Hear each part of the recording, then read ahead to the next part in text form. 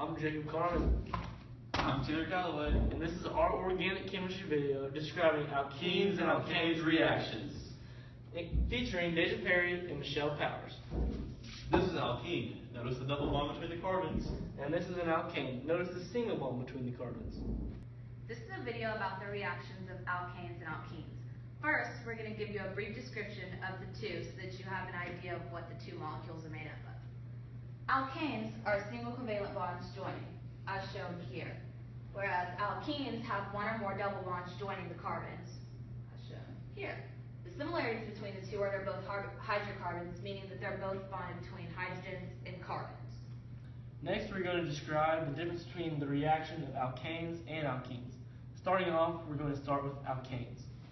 Alkanes very rarely react. Why, you may ask? Because they are saturated molecules. No more solvent can be dissolved in the solution. Next, we have alkenes. They're very readily reactive. They tend to react with halides, alcohols, and hydrogen.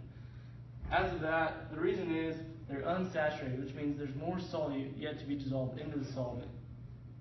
Here we have a very basic alkene reaction called hydrohalogenation. The reason why it's called hydrohalogenation is because you have a hydrogen, hence the hydro part, and a halogen, hence the halogen part. And this reacts with an alkene to produce a haloalkane. So the product of this would be your hydrogen goes to the side with the least amount of carbons, and your halogen goes to the right side right here.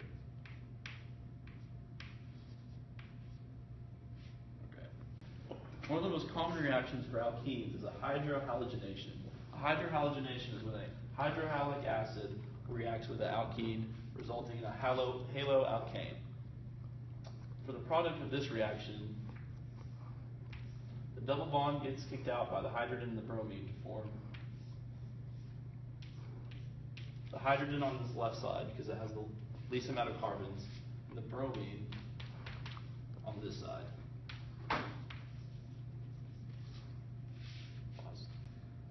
Next, we have an alkane reaction. This is a simple reaction between a hydrocarbon. Notice these are single bonded carbon-to-carbon bonds, reacting with an oxygen atom. This is a dioxide, which means there's 2 oxygens and there's 5 of each of them. This product results in a C2O and a water molecule, which is H2O. The next reaction we have to present to you is another alkane reaction. This is a halogenation of alkane. This starts out with a CH4 added with a Cl2, which produces a CH3Cl plus an HCl. This is commonly known as a hydrochloric acid. This is a very common reaction known as halogenation of alkanes.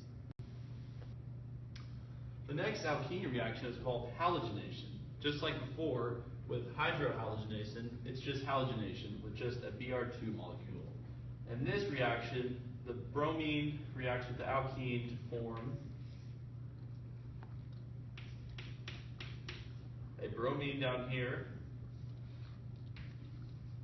just like in the first reaction, and also a bromine right here, kicking out the double bond to form a bond here and a bond here.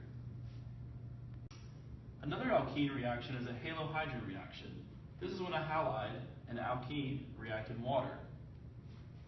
When this happens, this produces a bromine right here, and you would think that this would produce a water right here, but this would result in a positive charge, which is no good. So instead, we're left with just an alcohol group. Next, we have a couple different types of alkane reactions. There's 2 main alkane reactions. First, we want to start off with free radical chlorination. This is a reaction between an alkane and a chlorine, in which the chlorine substitutes for a hydrogen. This is a non-highly selective reaction. Next, we have free radical bromination reaction. This is when the bromine takes the place of the hydrogen, which is also a substitution reaction. This is a very highly selective reaction for a carbon to hydrogen bond.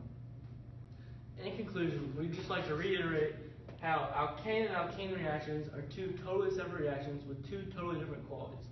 The one similarity you may notice is they're both hydrocarbon chain reactions, which means they both have carbon and hydrogens within each reaction. But if you notice, they're both totally different. Alkenes break the double bond, as alkanes just keep a separate single bond.